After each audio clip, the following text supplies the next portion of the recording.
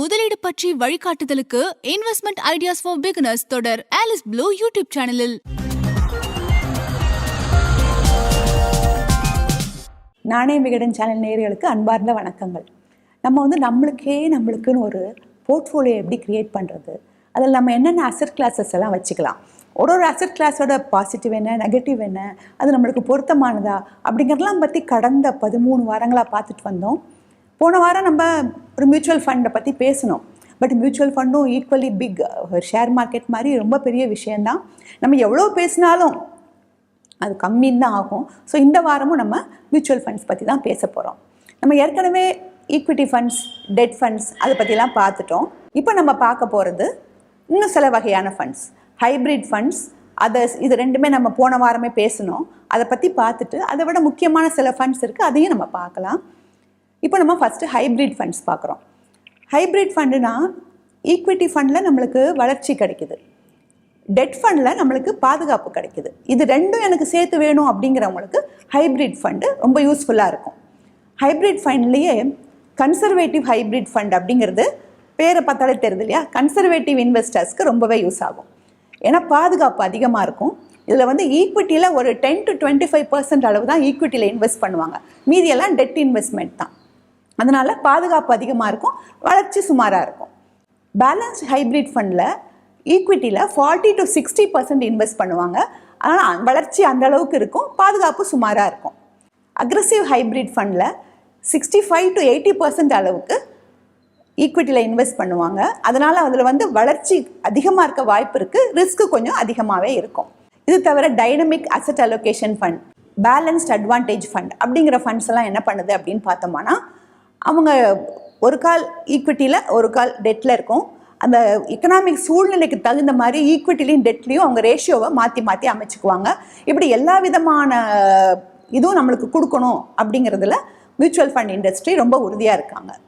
இந்த equity fund கூட அழிஞ்சு போனாலும் அழிஞ்சு போயிடும், டெட் ஃபண்டு கூட ஒன்றுமே இல்லாமல் போகிறதுக்கும் சான்ஸ் இருக்குது. ஆனால் அழியவே அழியாத ஒரு ஃபண்ட் அப்படின்னா அது இண்டெக்ஸ் ஃபண்டு தான். அதனால தான் நம்மளுடைய வாரன் பஃபெட் அவர் என்ன சொல்கிறாரு அப்படின்னா, அவரோட ஒய்ஃபுக்கு அவர் விட்டு போகிற சொத்தில் 90% அளவுக்கு இந்த இண்டெக்ஸ் ஃபண்டில் தான் போட்டு வைக்கணும், S&P 500 இண்டெக்ஸ் ஃபண்டில் தான் முதலீடு பண்ணி வைக்கணும் அப்படின்னு ரொம்ப உறுதியாக இருக்கார். அவரையே கவர்ந்த அளவுக்கு அந்த மியூச்சுவல் ஃபண்ட் என்ன அப்படிங்கிறத பற்றி நம்ம பார்க்கலாம்.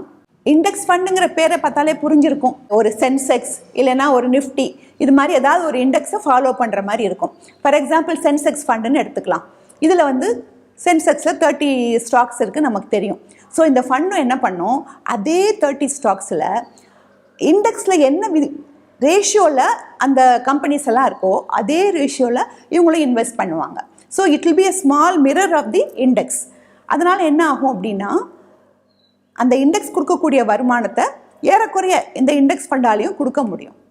அதுக்கப்புறம் இதில் ரொம்ப ஃபண்ட் மேனேஜர் ஆக்டிவாக வாங்கி வித்தெல்லாம் எதுவும் பண்ண வேணாம், ஜஸ்ட் அந்த இண்டெக்ஸை ஃபாலோ பண்ணிட்டு போனால் போதும். அதனால் அவருக்கு அதிக வேலை இல்லைங்கிறதால இதை பாசிவ் ஃபண்ட் அப்படின்னு சொல்லுவாங்க. இன்னும் இந்த இண்டெக்ஸ் ஃபண்டால் என்ன நன்மைகள் அப்படிங்கிறத பார்க்கலாம். ஒருத்தரோட போர்ட்ஃபோலியோவில் எப்போவுமே டைவர்சிஃபிகேஷன் இருக்கணும்னு சொல்லுவோம். அதாவது ஒரே விதமான அசட்டில் முதலீடு பண்ணாமல் வேறு அசட்டுகளில் முதலீடு பண்ணணும் அப்படிங்கிறது நம்ம பர்சனல் ஃபைனான்ஸோட தாரக மந்திரம். அந்த டைவர்சிஃபிகேஷன் நம்மளுக்கு இந்த பாசிவ் ஃபண்டில் கிடைக்குது, அதுவும் எஸ்பெஷலி இண்டெக்ஸ் ஃபண்டில் கிடைக்குது. ஏன்னா இண்டெக்ஸில் உள்ள அத்தனை கம்பெனிலையும் நம்மளோட முதலீடு இருக்குது. அதோட ஆக்டிவ் ஃபண்ட்ஸோடு சேர்த்து ஒரு 2-3 பாசிவ் ஃபண்டும் நம்ம வச்சுருந்தோன்னா அந்த விதமான அலோகேஷன் டைவர்சிஃபிகேஷனும் நம்மளுக்கு கிடைக்குது. இதில் ஃபண்ட் மேனேஜருக்கு அதிக வேலை இல்லை அப்படிங்கிறதால எக்ஸ்பென்ஸ் ரேஷியோ கம்மியாக இருக்கும். பொதுவாக ஃபண்ட் மேனேஜரோட சேல்ரி, போனஸ் இதெல்லாம் ரொம்ப அதிகமான அளவில் இருக்கும். இதில் சேலரியும் போனஸும் அதிகமாக கொடுக்க வேண்டிய அவசியம் இல்லைங்கிறதால எக்ஸ்பென்ஸ் ரேஷியோ கம்மியாக இருக்கும், நமக்கு வரக்கூடிய லாபங்கள் அதிகமாக இருக்கும். ஈக்விட்டி ஃபண்டுக்கு இருக்கக்கூடிய அதே மாதிரியான டாக்ஸேஷன் ரூல்ஸ் தான் இந்த இண்டெக்ஸ் ஃபண்டுக்கும் உண்டு. பொதுவாக ஒரு 5-7 வருஷம் வரைக்கும் நம்ம இந்த இண்டெக்ஸ் ஃபண்டை வச்சுருந்தோன்னா 10 to 12% வளர்ச்சி பெற முடியும். பர்சனல் ஃபைனான்ஸில் எல்லாருக்கும் பிடிச்ச ஒரு டார்லிங் ஃபண்ட். பொதுவாக நம்ம எதுக்காக இன்வெஸ்ட்மெண்ட்ஸுக்கு போகிறோம், ஒன்று நம்மளுடைய வருமானம் ரெகுலராக வரணும்னு நினைக்கலாம், இல்லை நம்மளோட ஃபண்டோட வளர்ச்சி இருக்கணும்னு நினைக்கலாம், இல்லைன்னா நம்ம வரி சேமிக்கணும்னு நினைக்கலாம். இந்த 3 விஷயங்களுக்காக தான் நம்ம இன்வெஸ்ட்மெண்ட்ஸ் பக்கம் போகிறோம். இந்த 3மே ஒரே ஃபண்டில் கிடச்சிதுன்னா பீப்புள் அதை ரொம்ப ஆர்வமாக அதை நோக்கி போகிறதுல நம்மளுக்கு ஆச்சரியம் இல்லை இல்லையா. அதுதான் ELSS, அதாவது ஈக்விட்டி லிங்க்ட் சேவிங் ஸ்கீம். மற்ற ஈக்விட்டி ஃபண்ட்ஸ் மாதிரி இங்கேயும் 80% அளவுக்கு ஈக்விட்டியில் தான் இன்வெஸ்ட் பண்ணுறாங்க. இதோட லாபத்துக்கு வர வரி விதிப்பும் ஈக்விட்டி ஃபண்ட் மாதிரி தான் இருக்குது. பட் ஆனால் இதில் ஒரு விசேஷம் என்ன அப்படின்னா 1.5 லட்சம் வரைக்கும் 80Cல நம்மளுக்கு டிடக்ஷன் கொடுக்குறாங்க. அந்த 1.5 lakhs வரிச்சலுகை இந்த இஎல்எஸ்எஸ் ஃபண்டில் இன்வெஸ்ட் பண்ணாக்கா நம்மளுக்கு கிடைக்குது. இதில் இன்னொரு விசேஷம் என்ன அப்படின்னாக்கா, இந்த மாதிரி வரி விலக்கு தரக்கூடிய வேற முதலீடுகள் என்ன அப்படின்னு பார்த்தோம்னா, டேக்ஸ் சேவிங் பாண்ட் இருக்குது, என்எஸ்சி இருக்குது, இல்லைனா பிபிஎஃப் இருக்குது. இது எல்லாத்துலேயுமே இந்த முதலீட்டு காலம், நம்ம இன்வெஸ்ட்மெண்ட் லாக்இன் பீரியட் ரொம்ப அதிகமாக இருக்கும். 5 years, 6 years, 15 years அந்த மாதிரி இருக்குது. இஎல்எஸ்எஸில் வெறும் 3 years தான் நம்மளுக்கு லாக்இன் பீரியட். 3 years ஆன பிறகு உங்களுக்கு வேணும்னா நீங்கள் அந்த ஃபண்டை வெளியே எடுத்துக்கலாம். ஆனால் நீங்கள் 5 to 7 years வச்சுருந்தீங்கன்னா சூப்பரான வளர்ச்சி இருக்கும். அண்ட் இன்னொரு கவர்ச்சியான அம்சம் என்ன அப்படின்னா, நீங்கள் 500 rupeesல கூட நீங்கள் இந்த இன்வெஸ்ட்மெண்ட்டை நீங்கள் ஸ்டார்ட் பண்ண முடியும். அண்டு நிறைய பேர் ஒரு சின்ன ட்ரிக்கு கூட ஃபாலோ பண்ணலாம்.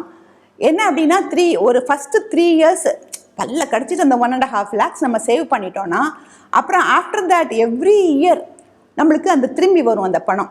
அந்த திருப்பி எடுத்து அதையே நம்ம இன்வெஸ்ட் பண்ணலாம். மறுபடியும் இஎல்எஸ்எஸ்ல பண்ணோம்னா அப்படி ரீசைக்கிள் ஆகிட்டே இருக்கும்.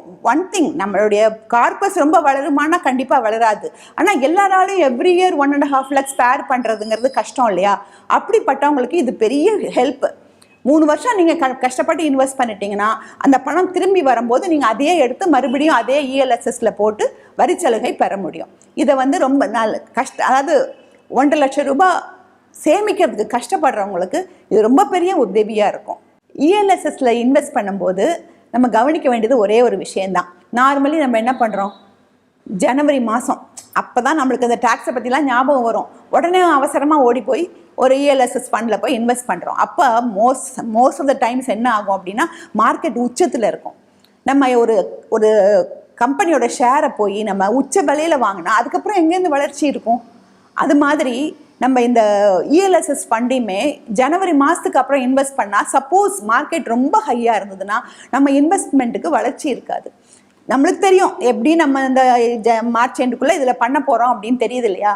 ஸோ ஏப்ரல்லேருந்தே ரொம்ப பிளான் பண்ணி ஒரு மாதமாக சிப்பு போட்டு இன்வெஸ்ட் பண்ணுறது இஎல்எஸ்எஸ்க்கு பெஸ்ட் வழியாக இருக்கும். பர்சனல் ஃபைனான்ஸில் அடிக்கடி சொல்கிற விஷயம் என்ன அப்படின்னா, don't keep all the X in the same basket. அனைத்து முட்டைகளையும் ஒரே கூடையில் வைக்காதீங்க அப்படின்னு சொல்லுவாங்க. ஏன்னா எதுவும் ஒரு சின்ன ப்ராப்ளம் வச்சுன்னா எல்லா இன்வெஸ்ட்மெண்ட்டும் பாழா போகிறதுக்கு சான்ஸ் இருக்குது. ஸோ அதனால தான் நம்ம திருப்பி டைவர்சிஃபிகேஷன், அசெட் அலோகேஷன் அதை பற்றிலாம் பேசிகிட்டு இருக்கோம். இப்போ உலகம் ரொம்ப கையளவாக சுருங்கிடுச்சு. ஏரோப்ளேன் இருக்குது, இன்டர்நெட் இருக்குது, ஃபோன் இருக்குது, உலகமே ரொம்ப சுருங்கிடுச்சு. நம்மளை மாதிரி மக்கள்லாம் ஒரு காலத்தில் இந்த பெரிய பெரிய கம்பெனிஸ் மைக்ரோசாஃப்ட்லையோ இல்லை நெட்ஃப்ளிக்ஸ்லையோ என்னால் இன்வெஸ்ட் பண்ண முடியுமா அப்படின்னு ஏங்கின காலம் உண்டு. இன்றைக்கி அது பாசிபிள் ஆயிடுச்சு. ஏன்னா கவர்மெண்ட்டே நம்மளை ஃபாரின் இன்டர்நேஷ்னல் ஃபண்ட்ஸ்லாம் இன்வெஸ்ட் பண்ண சொல்லி ஊக்குவிக்கிறாங்க. அதுக்காக மியூச்சுவல் ஃபண்ட் இண்டஸ்ட்ரியுமே நிறைய ஃபண்ட்ஸை வடிவமைச்சிருக்காங்க. இன்டர்நேஷ்னல் ஃபண்ட்ஸ் அப்படின்னாக்கா இந்தியாவில் தவிர உலகத்தில் உள்ள மற்ற நாடுகளில் உள்ள பெஸ்ட்டு கம்பெனிஸில் நீங்கள் இன்வெஸ்ட் பண்ணுறதை தான் இன்டர்நேஷ்னல் ஃபண்ட்ஸ்ன்னு சொல்லுவாங்க. அடுத்தாப்பில் வர்றது குளோபல் ஃபண்ட்ஸ். இந்தியாவையும் சேர்த்து உலகம் பூரா இருக்கக்கூடிய பெஸ்ட் கம்பெனிஸில் இன்வெஸ்ட் பண்ணுறதுக்கு குளோபல் ஃபண்ட்ஸ்னு சொல்லுவாங்க. அதுக்கப்புறம் ஏஷியா, ஜெர்மனி அந்த மாதிரி ரீஜனில் மாத்திரம் உள்ள கம்பெனிஸில் இன்வெஸ்ட் பண்ணுறத ரீஜனல் ஃபண்ட்ஸ்னு சொல்லுவாங்க. இல்லை ஜப்பான், சைனா அந்த மாதிரி ஒரு கண்ட்ரியில் மாத்திரம் உள்ள ஃபண்ட்ஸில் இன்வெஸ்ட் பண்ணுறத கண்ட்ரி ஃபண்ட்ஸ் அப்படின்னு சொல்லுவாங்க. இப்படி இன்டர்நேஷ்னல் ஃபண்ட்ஸில் முதலீடு பண்ணுறதால உலகத்தில் உள்ள பெஸ்ட் கம்பெனிஸில் நம்மளும் இன்வெஸ்ட் பண்ணுறதுக்கு நம்மளுக்கு ஆப்பர்ச்சுனிட்டி கிடைக்குது. பட் ரிஸ்க் இல்லாத ரிட்டர்ன் இல்லை இல்லையா? ஸோ அது மாதிரி இந்த இன்டர்நேஷ்னல் ஃபண்ட்ஸில் ஒரு அடிஷ்னல் ரிஸ்க் வேறு இருக்குது. பொதுவாகவே எல்லா மியூச்சுவல் ஃபண்ட்லேயும் இருக்கக்கூடிய risk market risk, market volatility. அது மார்க்கெட்டோட எழுச்சியும் வீழ்ச்சியும் கண்டிப்பாக நம்மளுடைய லாப நஷ்டங்களை பாதிக்கும். அது தவிர இந்த இன்டர்நேஷ்னல் ஃபண்ட்ஸில் அந்தந்த கண்ட்ரியில் ஏற்படக்கூடிய ஏற்ற இறக்கங்கள், அதாவது ஒரு வர்த்தக காரணமாக இருக்கலாம், இல்லை எக்கனாமிக் சிச்சுவேஷனாக இருக்கலாம், இல்லைன்னா பொலிட்டிக்கல் ரீசன்ஸாக இருக்கலாம், அந்த கரன்சி அதை அஃபெக்ட் பண்ணும். அந்த கண்ட்ரியோட கரன்சியோட எழுச்சியும் வீழ்ச்சியும் நம்மளோட லாபத்தை பாதிக்கும். ஸோ நம்மளுக்கு இன்டர்நேஷ்னல் ஃபண்ட்ஸில் மார்க்கெட் ரிஸ்க் தவிர கரன்சி ரிஸ்க்கும் இருக்குது. ஸோ நம்ம இதையும் கொஞ்சம் நம்ம யோசித்து தான் இன்வெஸ்ட் பண்ணணும். மற்றபடி எல்லா விதமான டைவர்சிஃபிகேஷனும் பண்ணி எல்லா டூல்ஸையும் நம்ம இன்வெஸ்ட் பண்ணிட்டோம் அப்படின்னாக்கா ஒரு 5% அளவுக்கு நம்ம இன்டர்நேஷ்னல் ஃபண்ட்ஸில் இன்வெஸ்ட் பண்ணலாம். இது தவிர மல்டி அசட் அலோகேஷன் ஃபண்ட்ஸ் அப்படின்னு ஒன்று இருக்குது. அதில் வந்து நமக்கு தெரியும் அசட் கிளாஸஸ்லாம் வரிசையாக பார்த்துட்டு வந்தோம் இல்லையா. ரியல் எஸ்டேட் இருக்குது, கோல்டு இருக்குது, பாண்ட்ஸ் இருக்குது, இந்த மாதிரி இருக்குது, ஷேர் மார்க்கெட் இருக்குது. இந்த மாதிரி இருக்கக்கூடிய அசட் கிளாஸஸில் ஏதாவது 3 சூஸ் பண்ணுவாங்க. 3 சூஸ் பண்ணிவிட்டு அதில் மினிமம் 10% ஒன்னொன்னுலையும் போடுவாங்க. ஃபார் எக்ஸாம்பிள் இப்போது ஈக்விட்டி சேவிங்ஸ் ஃபண்டில் 65% அளவுக்கு ஈக்விட்டியில் இன்வெஸ்ட் பண்ணிடுவாங்க. அப்புறம் இன்னும் 2 அசட் கிளாஸ் சூஸ் பண்ணி அதில் 10% இன்வெஸ்ட் பண்ணுவாங்க. இதைத்தான் மல்டி அசட் அலோகேஷன் ஃபண்ட் அப்படின்னு சொல்லுவாங்க. இது தவிர இன்னொரு முக்கியமான ஃபண்ட் இருக்குது, அதுவும் ஃபண்ட் ஆஃப் ஃபண்ட்ஸ் அப்படின்னு பேர். இது கொஞ்சம் எல்லாத்தையும் விட டிஃப்ரெண்ட். என்னென்னா வேறு ஃபண்ட்ஸ்லாம் நேரடியாக கம்பெனியில் இன்வெஸ்ட் பண்ணுவாங்க. இந்த ஃபண்ட் ஆஃப் ஃபண்ட்ஸில் நம்ம எப்படி ஒரு பொக்கே ப்ரிப்பேர் பண்ணுறோம், விதவிதமான பூக்களெல்லாம் எடுத்து சேர்த்து ஒரு பொக்கே ப்ரிப்பேர் பண்ணுற மாதிரி இந்த ஃபண்ட் ஆஃப் ஃபண்ட்ஸில் வேறு நல்ல மியூச்சுவல் ஃபண்ட்ஸில் இன்வெஸ்ட் பண்ணுவாங்க. அதனால் நமக்கு என்ன லாபம் அப்படின்னு பார்த்தீங்கன்னா, பெஸ்ட்டு மியூச்சுவல் ஃபண்ட் மேனேஜர்ஸோட திறமை, சர்வீஸ், அனலிஸ்டோட ஒரு திறமை எல்லாமே நம்மளுக்கு இந்த ஃபண்ட் ஆஃப் ஃபண்ட்ஸில் கிடச்சிருது. ஆனால் டவுன் சைடு என்னன்னு பார்த்தீங்கன்னா, எக்ஸ்பென்ஸ் ரேஷியோ கொஞ்சம் அதிகமாக இருக்கும். இது தவிர சொல்யூஷன் ஓரியன்ட் ஃபண்ட்ஸ் நிறையா இருக்குது, ரிட்டையர்மெண்ட் ஃபண்ட்ஸ் இருக்குது, சில்ட்ரன் எஜுகேஷன் ஃபண்ட்ஸ் இருக்குது. ஸோ இந்த மாதிரியெல்லாம் நம்ம தேர்ந்தெடுத்து இன்வெஸ்ட் பண்ணலாம். மியூச்சுவல் ஃபண்டை பொறுத்தளவில் ஆயிரக்கணக்கான ஃபண்ட்ஸ் ஸ்கீம்ஸ் இருக்குது அப்படின்னு பார்த்தோம். ஸோ இதில் உண்மையில் நம்மளுக்கு என்ன பொருத்தமாக இருக்கும், நம்மளுக்கு இது தேவையா அப்படின்னு சொல்லி யோசித்து முடிவெடுத்து இறங்குறது தான் கெட்டிக்காரத்தனம். சில பேர் என்ன நியூ ஃபண்ட் ஆஃபர் வந்தாலும் ஒரு 10,000 அதில் போட்டு வைக்கலாம் அப்படின்னு நினைப்பாங்க. அது நம்மளுக்கு ஹெல்ப் பண்ண போகிறதில்ல, பணம் அப்படி சதறி தான் போகும். ஸோ ஃபோக்கஸ்டாக நம்மளுக்கு எது தேவையோ அதில் நம்ம இன்வெஸ்ட் பண்ணணும். இல்லை நம்மளுக்கு ஒரு ஐடியா வர்ற வரைக்கும் வேணுமானா ஒரு ஃப்ளெக்ஸி கேப்பு, ஒரு இண்டெக்ஸ் ஃபண்டு போட்டு வச்சா கூட ஓரளவுக்கு நம்மளுக்கு வருமானம் நல்லாவே வரும். இதை விட பெஸ்ட்டாக எனக்கு நல்ல நிஜமாகவே மியூச்சுவல் ஃபண்டு கொடுக்கக்கூடிய பெஸ்ட்டு எனக்கு வேணும் அப்படின்னாக்கா ஒரு நல்ல மியூச்சுவல் ஃபண்ட் அட்வைஸரை தேர்ந்தெடுத்து அவரோட கைடன்ஸ் மேலே நம்ம இன்வெஸ்ட் பண்ணலாம். ஸோ இது வரைக்கும் நம்ம பங்குச்சந்தை பற்றி ஒரு 2 எபிசோட் பார்த்தோம், மியூச்சுவல் ஃபண்ட் பற்றி ஒரு 2 எபிசோட் பார்த்தோம். நிறைய பேருக்கு அதில் ஒரு சின்ன கன்ஃபியூஷன், நான் பங்குச்சந்தையில் நேரடியாக இறங்கலாமா இல்லை மியூச்சுவல் ஃபண்ட் ரூட் எடுக்கலாமா அப்படின்ற கேள்வி எல்லாருக்குமே இருக்குது. உங்களுக்கு திறமையும் நேரமும் இருந்தால் கண்டிப்பாக நீங்கள் பங்குச்சந்தையில் இறங்கி பார்க்கலாம். அந்த அளவுக்கு ஒரு பெரிய வருமானம் இல்லைனாலும் நம்ம அளவுக்கு ஓரளவுக்கு நல்ல வருமானம் வரத்தான் செய்யும்.